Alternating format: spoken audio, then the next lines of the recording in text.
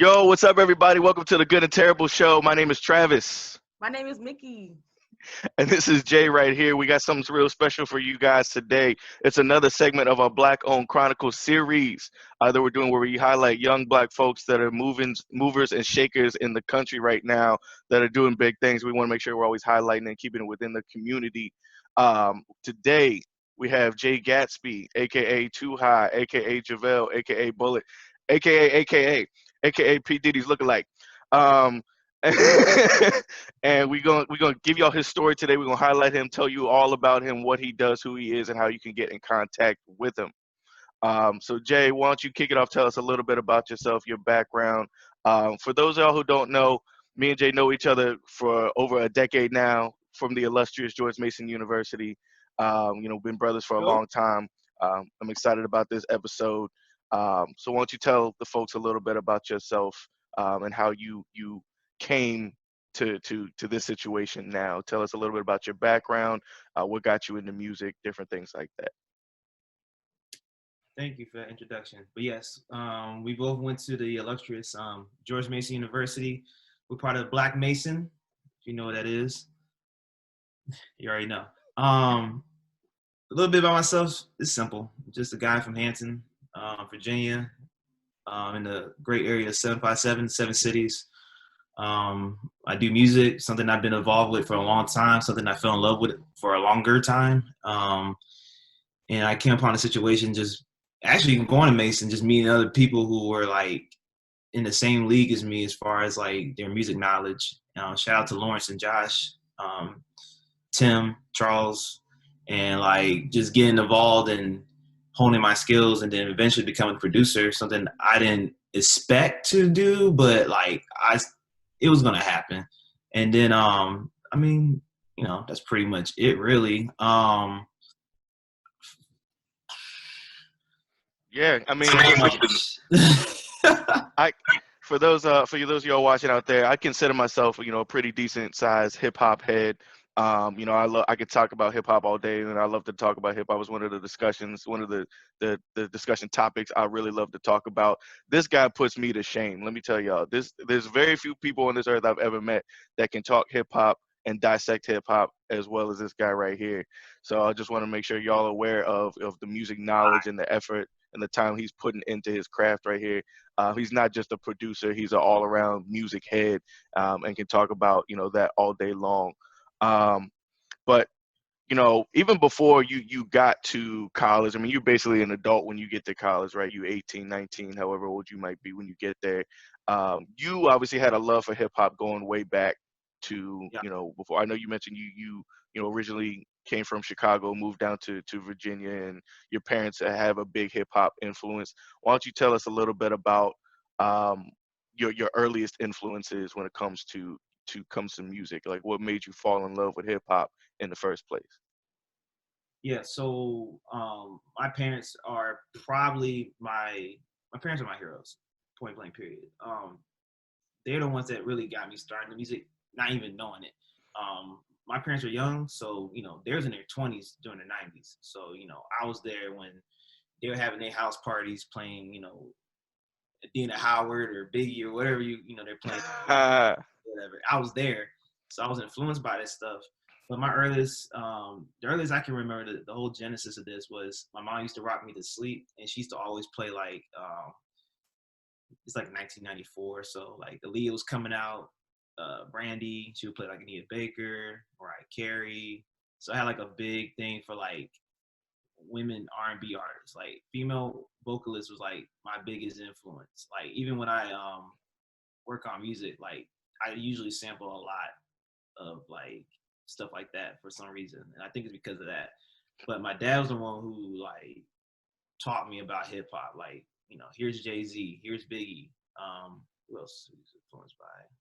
Or like his friends was like bumping Mobb Deep, Wu-Tang, and all that stuff. I shouldn't be saying those curse words, but I was still like, oh. I was just thinking, you said Adina Howard. You were there at the house parties. It's on 90s, like so I don't know, but yeah, I was born in Hampton. My dad's from Chicago, my mom's from Hampton. We moved to Chicago for a little bit, and then we came back here, but we had to go to we had to live in Germany, and that was a good experience for me. It just made me see things from a different perspective. Then when I came back here again, I ended up going to high school or whatever. But the music took a turn in the early 2000s. So like I told you all the things that happened in the 90s. 2000s when I was kind of like trying to find my own type of thing. And I think around that time, like NERD coming out, Linkin Park. So I was going outside of hip hop a lot. I started becoming a Nas fan around that time, slowly but surely. My dad got me into like 80s hip hop, so I was big on Rakim and Coogee Rap and all that stuff. MC. Absolutely. And then finally, it was like this one day I had like the CD. It was called the Slam and Rap CDs. The joint had like Walk This Way by Run DMC, Colors by Ice-T, Wild Wild West, Kumo D. Like, it was old. And then the first track up there was a joint called Can I Kick It? And I was like, what is this? It was weird. Like, it wasn't like your typical hip hop beat. It had this weird like sample, which was I think it was Lloyd Reed sample, and then you hear these drums, and then you hear someone talking about some "Can I Kick It?" to all the people who can quest like a tribe does, and I'm like, yo, who's this? I'm like 10 years old, like this is kind of this, and then like I'm asking, man, like, Dad, who is this? He's from the projects. He's so into gangster rap. He was like, goddamn, Q-Tip, and 5 Footer. I'm like, what? Like who is the group? Like what? And around that time, Q-Tip was like, I was like, Q-Tip, around that time, Vibrant thing was like the hottest thing coming out. So I was like, I know who Q-Tip is. I'm like, but what is this? So he couldn't like tell me. And then like one day we was in the car listening to radio, Electric Realization came on, and I was like, yo, what the hell? What is that? Like I never heard that before. So he wasn't in the tribe, but you became in the tribe. That was his thing. Like when obviously you grow up differently from your parents. Right. Like that project, that was his thing. And, and I listened to it and I understand where it came from, I'm saying, same type of background, whatever, but like, I didn't follow that path of a Wu-Tang member, obviously, but I had to follow my own path. I was different. So that to me was my vibe. But when we was in the car and we listened to Electric Relaxation, and the guy was like, you just listened to a Tribe Called Quest. My dad was like, that's what it was, a Tribe Called Quest, son. And I'm like, Dad. And then ever since then, I was like, man, who is this? And I used to always look up all their stuff. I just love them dudes. And you know that for a fact. You knew that when you first, like, dudes. Yeah. First of all, shout out to Wu-Tang, because I am a big Wu-Tang fan. But for y'all that don't know, this dude is probably the biggest Tribe Called Quest fan on earth. You will not find a song he hasn't heard, a post that they've made that he probably hasn't liked. You probably listen. If you want to talk about Tribe Called Quest, this is the first guy that you need to go to.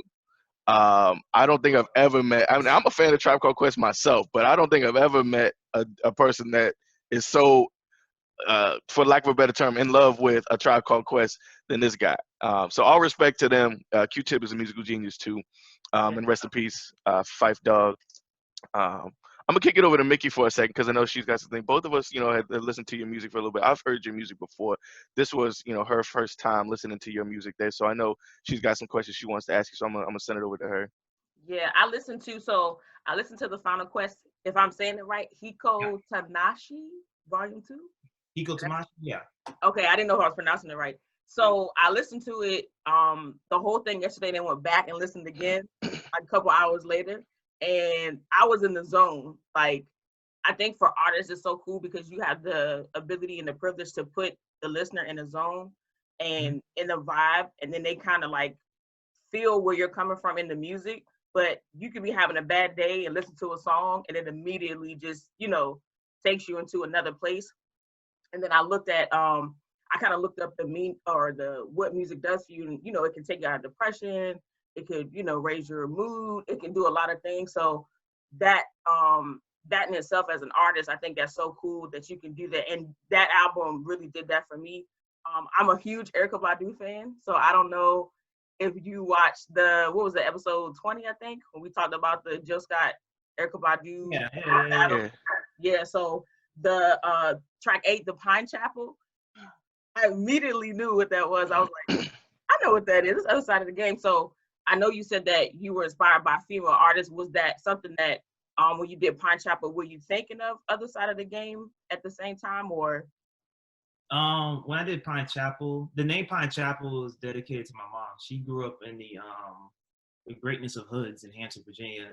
It was a place. It was called Pine Chapel, and she always talks about it. She'd be like, "I used to throw hands in Pine Chapel." So I used to be like, "God, what is this Pine Chapel?" It's like this legendary, like Garden of Eden of hoods. Like I never heard this place, and my aunt's from there too.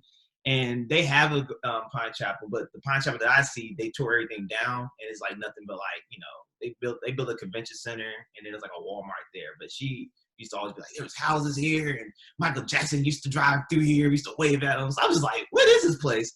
So I just thought about that sample, and then when I created the beat, and I just like it gave me this imagination of like this fantasy world. So the first thing that popped in was, well, shoot, Pine Chapel, because I never experienced this Pine Chapel before. My mom did, Mm-hmm. and then there's another shout out to my mom, because like I said, she used to rock me to sleep. So she got me involved in R&B, and me and her had a connection as far as like listen to Erykah Badu and Jill Scott. Like when I was in the car with her, she would play Erykah Badu, Mama's Gun in the car, or Who is Jill Scott, and I'd be in the car vibing with her, and like those two are a couple of my influences too. Like I was really excited watching that battle. It was just like nostalgia for me. So Yeah. I know Mama's Gun. Mickey, you mentioned Mama's Gun before. Is probably your favorite My, Erykah Badu album, isn't my it? favorite project. I love all of them, but that one's probably like, I won't say the best, because the best is saying the other ones aren't as good, but probably one of my favorites that I can listen to anytime and just be put back. Like it's almost like memories on that album that happened when it came out, and then I kind of like you said, like nostalgia. You kind of go back and listen to it. You're like, oh, that was I remember when this first came out. So I know you said that Jill Scott was another artist that your mother played, and I went back to Caesar Nero, to the first project that I found from you, which was the Cookout at 2 a.m. That track. I think I heard "Show Me," but I'm not sure. From You're Jill right. Scott. Okay, because I Yeah. listened, and then immediately I knew, I was like, "That's Show Me." So I was like, "Let me ask," and before I assumed that that's what I heard.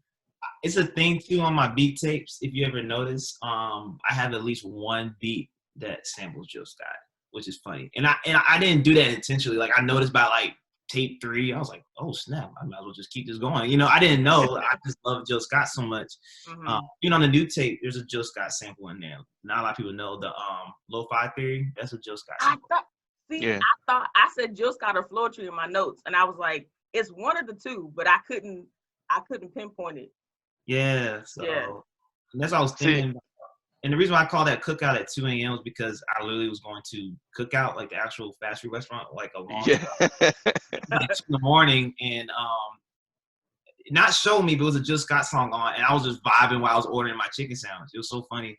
So then that's why I decided to call it that. I'm gonna call it Cookout at 2 a.m. And you were actually going to Cookout at 2 o'clock in the morning. I was in the drive-thru just vibing and like playing Jill Scott. I think it was Love Rain. I was just bumping that, and then I was like, yeah, let me get a Cookout tray chicken sandwich, chicken nuggets on the side, fries, and a sweet tea. Like, while I'm bumping Jill Scott, like I don't know what was going on, but that was funny. That is one thing that Jay, I'm up north guy, so like I always talk about north, versus the south and stuff like that. But that is one thing that I will say that the south has us beat on when it comes to fast food restaurants, man. I am regularly upset that we don't have cookouts up here. Yeah. Because I would certainly look, because they do have some of the best milkshakes, some of the best fast food. It'll take you like 3 hours to drink that milkshake, but it's gonna be good for those 3 hours. Absorb that darn milkshake. Yeah. Nah, at least they got White Castle. That's the one thing I love when I go back. Oh yeah, White Castle. absolutely. So. But yeah, I wanted to because you were mentioning sampling before, so I know. I don't know as a producer if you catch this, but I've heard people talk about like other producers before, and obviously on a larger scale, you might talk about like a Kanye West or something like that. But a lot of people give producers flack a lot of times for doing too much sampling.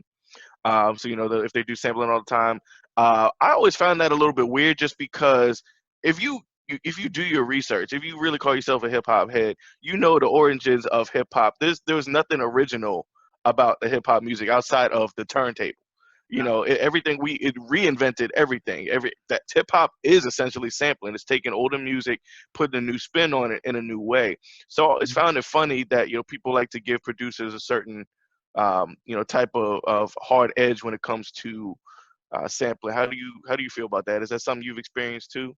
Yeah, absolutely. You're dead on. If you do your research, you look at the history of hip hop. It all started from sampling, like literally turntables, literally hosting parties, certain sample, playing like a 17-minute dance track, and you playing like those seconds that like people go bonkers about. And you just loop that over and over again, and watch the whole entire park of people just dance their butts off or whatever.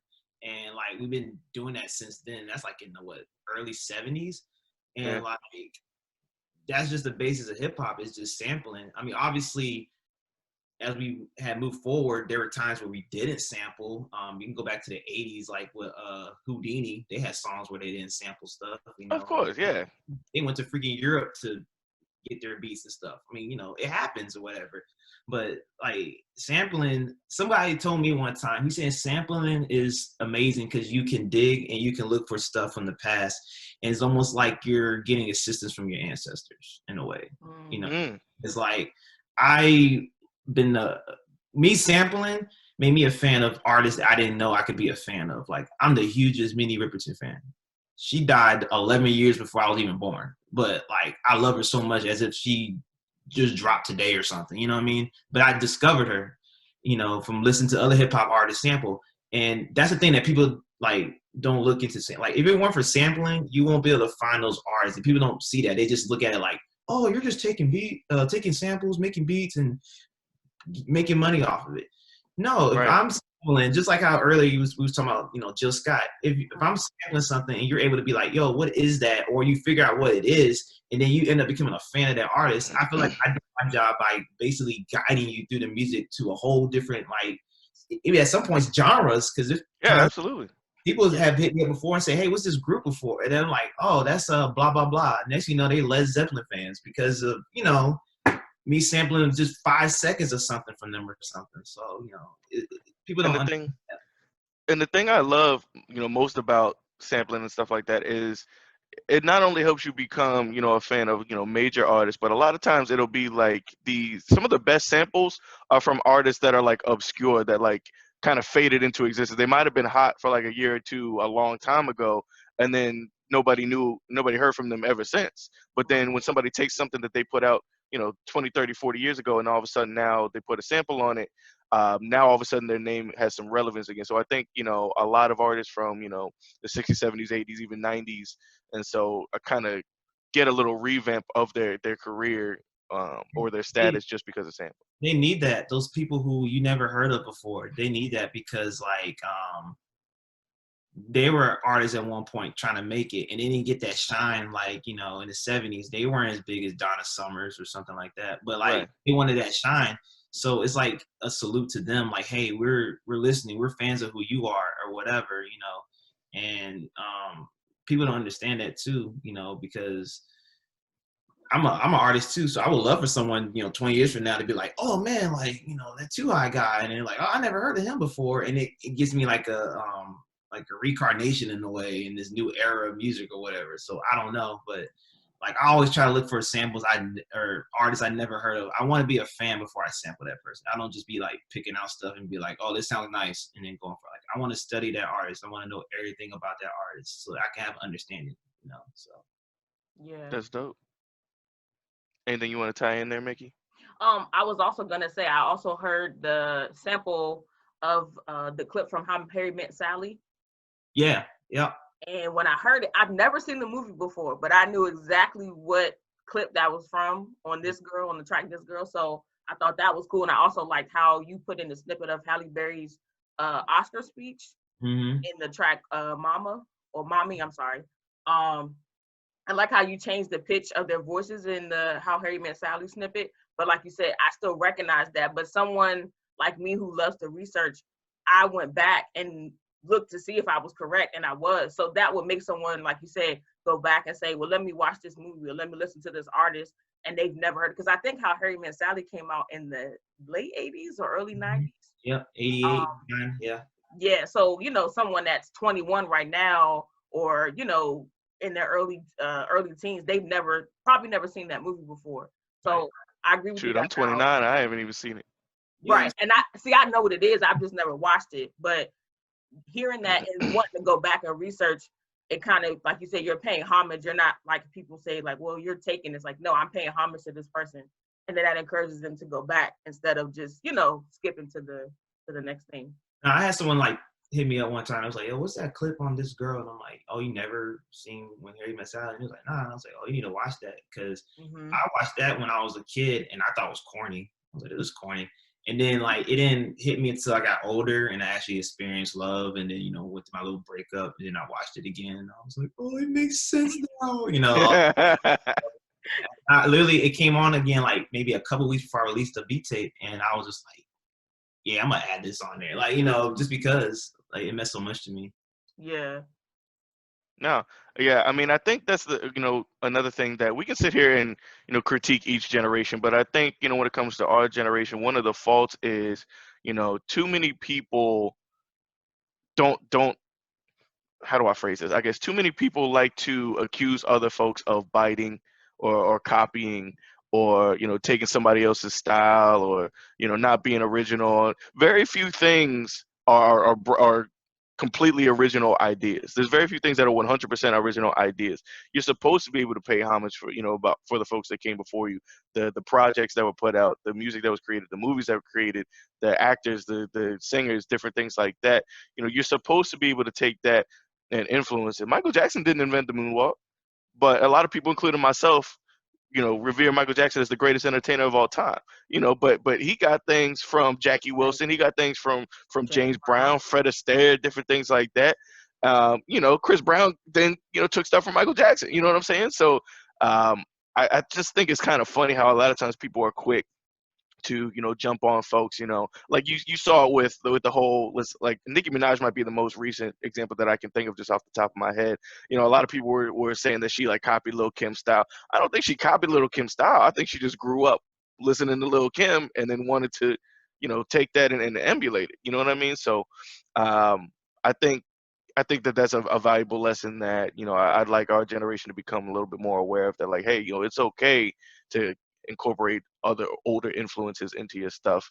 But with that said, I wanted to ask you, and I know it's kind of probably a vague question, but I just kind of wanted you to think about, maybe give our viewers something to think about. What does music specifically, not necessarily hip hop, but just music in general, mean to you? Well, I guess I can break it down to like 3 core things I look at. The first one is the obvious one, expression. Like you got to be able to express yourself. End of the day, how are you feeling in a particular day? You got to be able to put that out there, especially if you're a musician. Like I feel like if you're sad about something, you need to write it out. Rap it, sing it, produce it, whatever. Don't be sad and then be like, I'm gonna make a happy song. Like that doesn't make absolutely any sense. How are you feeling? So your expression, and like a lot of people critique expressions, like they don't understand it, but that's okay. Those are consumers. You're the artist. Another thing is illustration, like documentation. Like music to me is like it shows you a period. So like when I listen to things from like the 60s or 70s, I don't just listen to it off of pure entertainment. I also listen to it to try to get an idea how it was back then. I obviously didn't live in the 60s, but when I listen to like Sly and the Family Stone, I'm gonna be like, okay, where are they coming from? All right, what does this lingo mean? Like everybody in the era has their own slang, you know what I mean? So what does this mean? I'm trying to get a better understanding. Or like, why are they talking about this event? Oh, could that occur? Like they might talk about like the Vietnam War or something like that. Okay, that makes sense. So like every era of music has something that tells you like right now, like this decade coming up, pretty sure the music's gonna be talking about Corona coming up. You know what I mean? Yeah.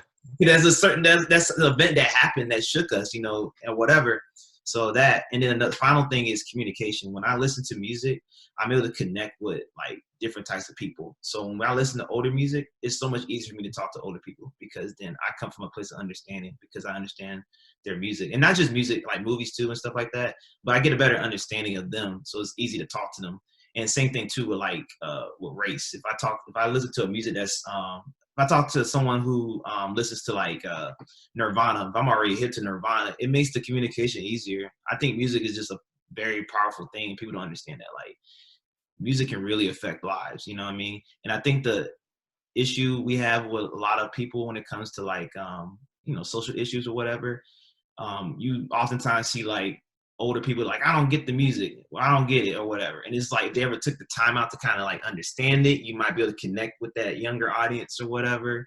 Or, you know, you got people that don't understand, like, oh, I don't understand street life at all. Like, you know, I don't get Mobb Deep Infamous album. I think it's just all about killing people, this and that.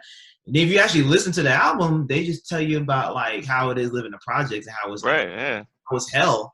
And if you were to actually take the time to listen and get the whole like, oh, they're all thugged out thing out of your mind and actually analyze it, you'd be like, oh man, I didn't see it that way. Like, Yeah. insane. And then you get a better understanding, and you can be able to communicate with that particular group better, you know. So those are like 3 core things about music that I look into. Absolutely, yeah. Music's definitely a reflection of your environment, right? That was the whole movement with NWA. What they were trying to talk about when a lot of people when they first came out, a lot of people were trying to say, "Oh, these guys are just thugs." And they were trying to say this is a reflection of what we're actually seeing in our regular lives. Right. With that said, what are some of if you had like to pick a handful of artists that you would love to work with, you would love to collaborate with? Like, who's your goal, your music producing vision board, so to speak? I guess the biggest one, because I know it'd be dope. I would love to work with Kendrick Lamar. Oh And yeah, that would be fire. I remember one time I went to LA and I was like showing people like my music, like I had little cards and stuff. I remember someone listened to my stuff and like texted me because they had my number on my card, and they was just like, "Yo, this sounds like something Kendrick Lamar would rap to." I was like, "Oh, for real?" You know, I was getting hyped. But yeah, Kendrick would be dope. Nas, obviously, Nas is my favorite rapper, so Nas would be fire. I love YB and Cordae. That would be dope to work with him. interesting. Rap City is dope. Who else would I like to work with? Hey, I want to work with Playboy Cardi. Oh yeah. He's a fun individual. I love Playboy, yo. You do. I remember like a couple years ago when you came up here, when you was doing all the Memphis juking, and you kept blasting Playboy Cardi Hey, to all that. I'm like, he's not even from Memphis. nah, but them beats be hard, man. Hey, shout out to 3 6 Mafia, man. You know. Yes. Facts. So, Project Pat. I'm gonna put Project Pat out there. I love Project. Oh, Yes. it's if he even is still doing music though. He Project is. Pat was dope though. Project He Pat just was dope. he just had a track. I just heard a feature of his. I can't remember who it was, but I got so excited because I was like, I know exactly who that is. Yep. Getty Green, Land of SmackDown. Come on, man. Woo, woo. I got cheese, dope. Come on, man. Come on. That's Bishop right there. Make you want to sell drugs, and I'm not even in that life. Amen. I'll pass on the selling drugs. I'm too pretty to be in jail. You